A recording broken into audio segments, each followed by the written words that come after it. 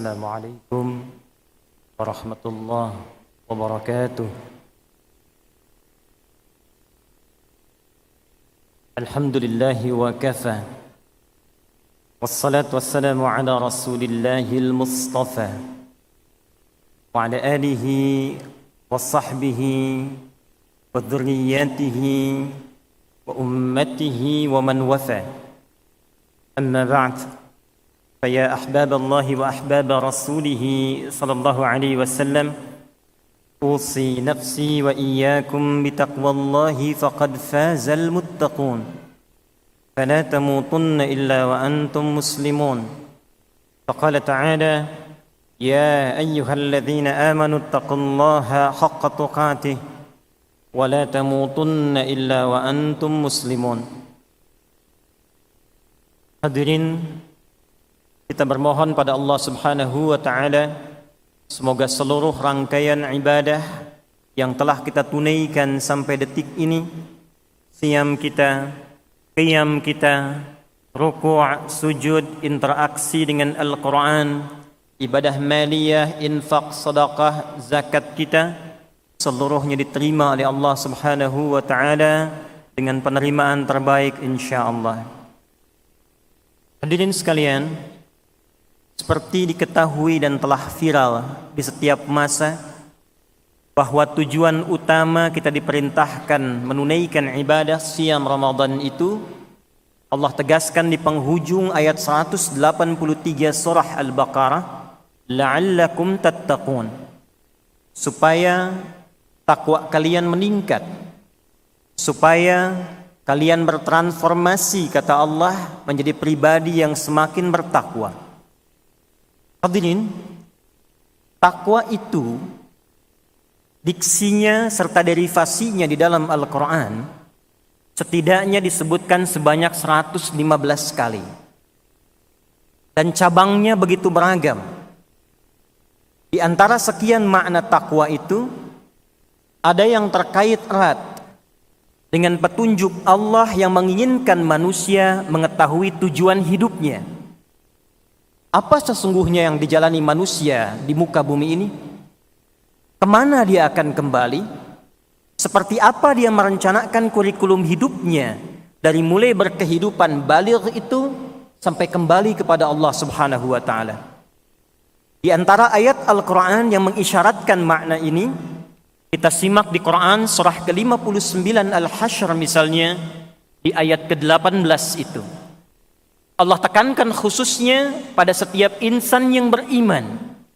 Harus ada pembeda iman kita dengan manusia yang belum beriman. Ya ayyuhalladzina amanu taqullaha. Hai semua yang beriman, kata Allah, tanpa kecuali. Bahkan panggilannya menggunakan huruf nida, ya, disebutkan 361 kali dalam Al-Quran. Nidaul qarib, nidaul mutawassit, nidaul ba'id. Ada 14 makna, 14 kata huruf nida dalam gramatikal bahasa Arab. Dalam Al-Quran disebutkan hanya satu ya dengan fungsi yang fleksibel, memanggil yang dekat, yang menengah ataupun jauh. Ayyuha disebutkan 150 kali dalam Al-Quran. Ayyunnya munada untuk bermakna taukid yang menegaskan, haknya tanbih yang mengingatkan. Alladzina disebutkan 1080 kali dalam Al-Quran, memanggil semua kalangan tanpa kecuali, besarkah, kecilkah, tuakah, mudakah, laki-laki, perempuan, dengan semua tanpa batas sekat strata sosial dalam berkehidupan. Seakan Allah ingin katakan, hei semua insan yang beriman tanpa kecuali, adakah kalian sedang merasa dekat dengan Allah sehingga merasa imannya kuat? Jangankan yang salat fardu, sunnah pun dikejar-kejar. Ada yang imannya standar, menunggu adzan baru dia siap-siap. Ada imannya mungkin sedang lemah, sampai iqamat pun dikumandangkan, belum tergerak jiwanya untuk mendekat kepada Allah. Semua, kata Allah, tak peduli, lelakikah, perempuankah, tua, muda, besar, kecilkah. Ayyuhalladzina amanu, aku tekankan, aku ingatkan, ittaqullaha, tingkatkan takwamu kepada Allah. Kita bertanya bagaimana caranya Allah? Perhatikan dimensi yang disampaikan di ayat ini. Kata Allah, wal tanzur nafsum ma qaddamat lighad. Di antara cara meningkatkan takwa itu, ternyata kata Allah, lihat dirimu, persiapkan jalan hidupmu, lihat kurikulum dan tujuan hidupmu, persiapkan sampai engkau kembali kepada Allah Subhanahu wa taala. Di antara bagian takwa itu, hendaklah setiap diri, kata Allah, apalagi insan beriman, melihat dirinya, menata tujuan hidupnya, buat kurikulum hidup yang jelas sampai engkau kembali kepada Allah Subhanahu wa taala. Wal tanzur nafsum ma qaddamat lighad. Hadirin, kita kembali bertanya kepada Allah. Ya Allah, bimbing kami.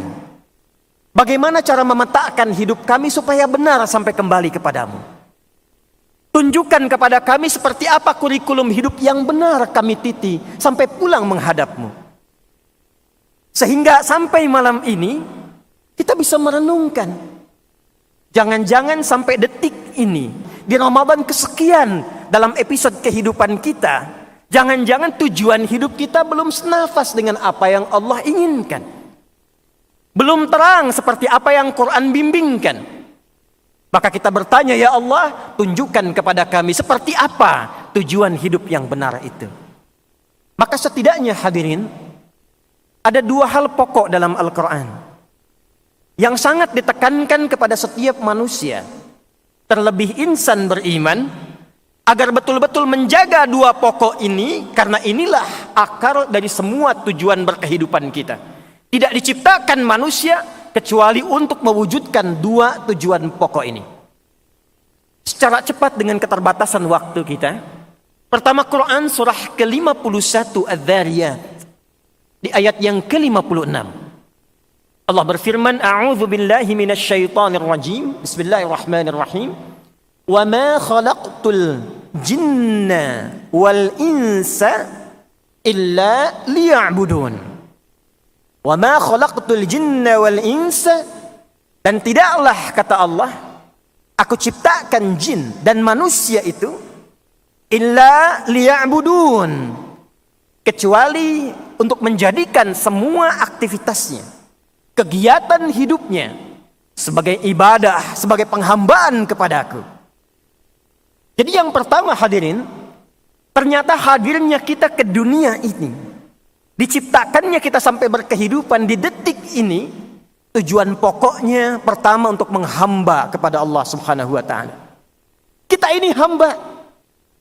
Jadi ternyata ayat ini bukan sekedar memberikan isyarat tujuan berkehidupan kita di dunia ini, tapi juga menunjuk identitas kita di hadapan Allah sebagai hamba. Dan karena inilah kita tercipta.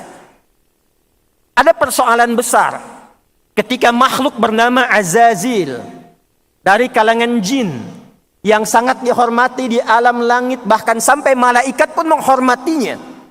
Ibadahnya luar biasa, zikirnya tinggi. Tapi ketika dia bergeser dari fitrah kehidupannya, misi hidupnya untuk menghamba kepada Allah, maka berubah namanya dari hamba yang taat, jin yang taat, Azazil yang terhormat di alam langit, berubah menjadi iblis. Quran surah ke-18 Al-Kahf di ayat ke-50.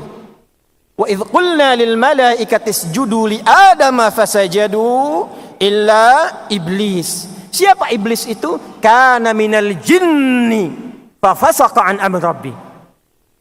Iblis itu termasuk kalangan jin yang berbuat fasik. Lawan dari fasik itu taat. Jadi jin ini asalnya taat, asalnya banyak zikir, asalnya ibadah. Hanya ketika keluar dari identitas kehambaannya kepada Allah, maka keluarlah dia dari rahmat Allah Subhanahu wa taala. Quran surah ke-7 Al-A'raf di ayat yang ke-12. Qala ma mana'aka alla tasjuda idh amartuk. Hei, kenapa engkau tidak mau sujud, kata Allah, ketika aku perintahkan? Jadi persoalannya bukan karena sujudnya, hormatnya kepada Adam. Kata Allah, ini perintahku. Saya Tuhan, saya Rabb, kamu hamba. Sifat hamba itu mesti membuktikan kehambaannya kepada Allah. Namanya hamba pasti punya sifat menghamba. Untuk membuktikan kehambaannya itu, dia harus patuh pada tuannya. Makanya kata Allah, kenapa kamu nggak patuh kepadaku? Bukan persoalan adamnya, bukan persoalan hormatnya, persoalannya engkau hamba, aku Tuhan. Qala ana khairum minhu, khalaqtani min narin wa khalaqtahu min tin. Aku lebih hebat dibandingkan dengan Adam.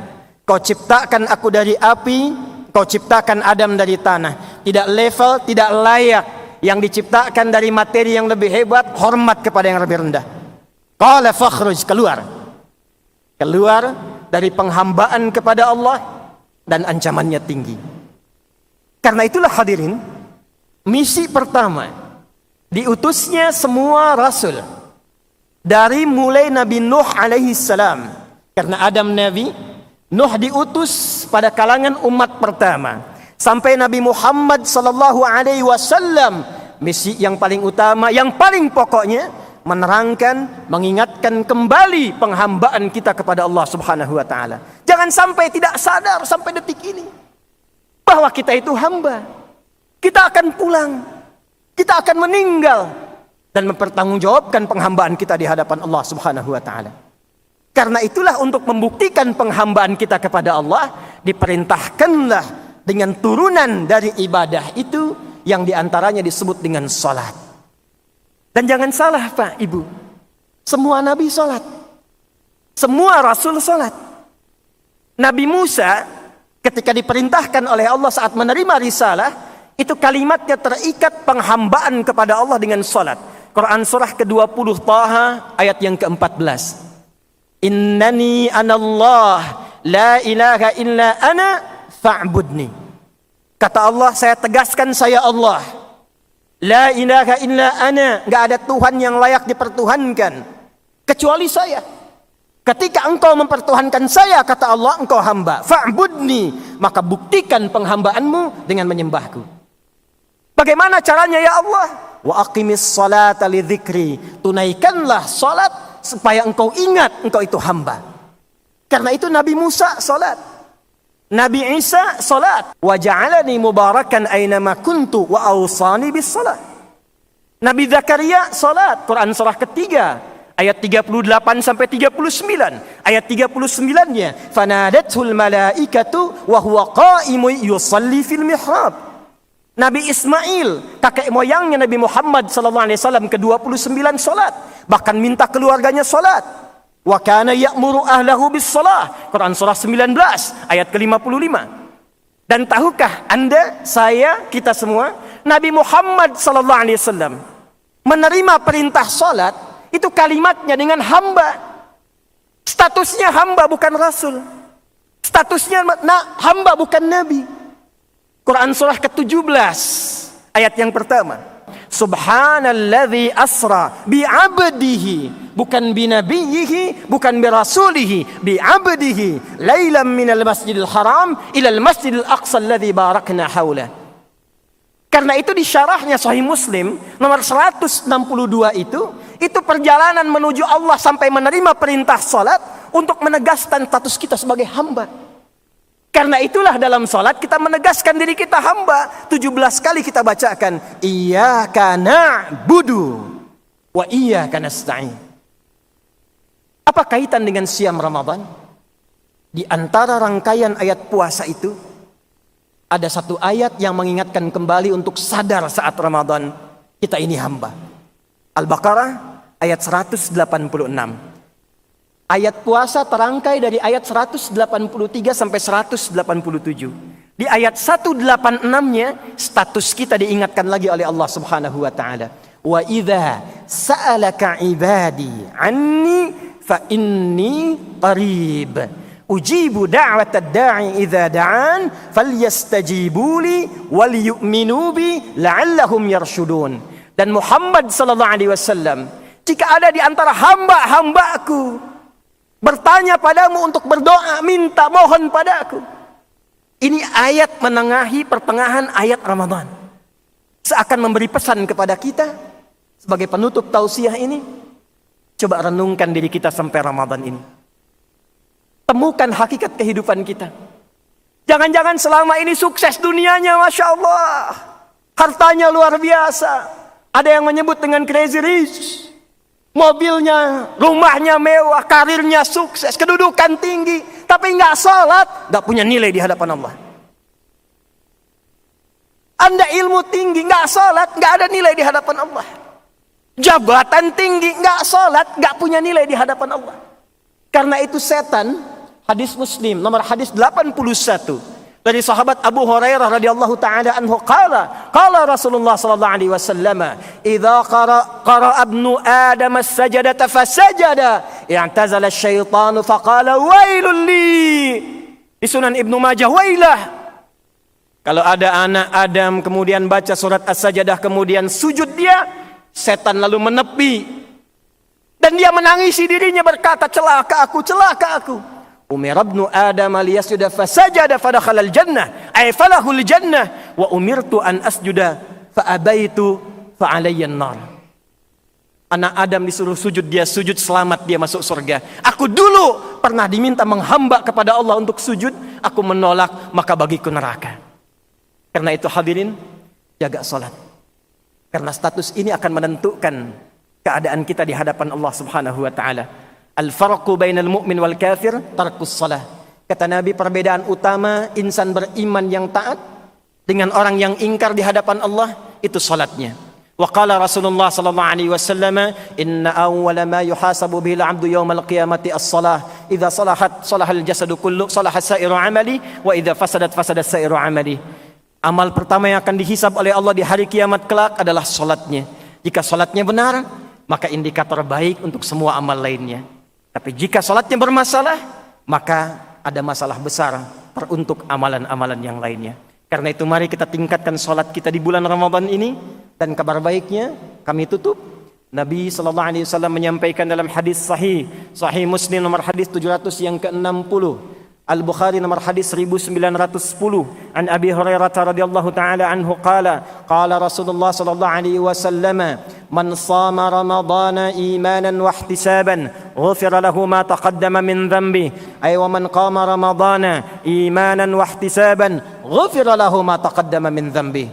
Siapa yang menunaikan puasa ditunaikan dengan iman, sungguh-sungguh, tulus, ikhlas, bermuhasabah, ingat dosa, minta ampun sama Allah, maka Allah berkenan mengampuni semua dosa yang pernah ia kerjakan sampai detik puasa itu. Siapa yang meningkatkan salatnya di malam Ramadan, bangun qiyam Ramadan, bertepatan dengan pembuka malam Al-Qadar, dan dia bermohon ampunan kepada Allah, tulus ikhlas, maka Allah berkenan mengampuni semua dosa-dosa yang pernah dia kerjakan sampai detik itu. Hadis riwayat At-Tirmidzi, an Aisyah ummul mukminina radhiyallahu taala anha qalat, Ya Rasulullah, ara'aita law alimtu ayya lailatul qadri ma aqulu fiha. Ya Rasulullah, kalau aku sedang salat tarawih, lalu aku merasakan datangnya malam Al-Qadar, tenang hatiku, tenang salatku, maka apa yang aku bacakan pada saat itu? Quli, kata Nabi sekaligus menutup tausiah kita. Perhatikan, diijazahkan langsung dari Nabi sallallahu alaihi wasallam. Bacakan ini di setiap jeda-jeda salat tarawih. Bacakan ini hadirin sekalian. Quli, kata Nabi, katakanlah, hei Aisyah, katakanlah, Allahumma innaka afuwun karim tuhibbul afwa fa'fu anni. Allahumma innaka afuwun karim tuhibbul afwa fa'fu anna. Allahumma innaka afuwun karim tuhibbul afwa fa'fu anna. Allahumma taqabbal minna innaka antas sami'ul alim wa tub 'alaina innaka antat tawwabur rahim. Taqabbal minna siyamana wa qiyamana wa ruku'ana wa sujudana wa tammim taqsirana ya Allah ya arhamar rahimin. Wa sallallahu ala sayyidina Muhammad wa ala alihi wa sahbihi ajma'in. Wa akhiru da'wana subhanakallahumma rabbana wa bihamdika nashhadu an la ilaha illa anta nastaghfiruka wa natubu ilaik. Allahumma ighfir lana rahmataka narjuha ya arhamar rahimin biyadikal khair innaka ala kulli syai'in qadir. Wa akhiru da'wana anil hamdulillahi rabbil alamin. Allahumma waffiq ila aqwamit thariq fastabiqul khairat. Assalamualaikum warahmatullahi wabarakatuh.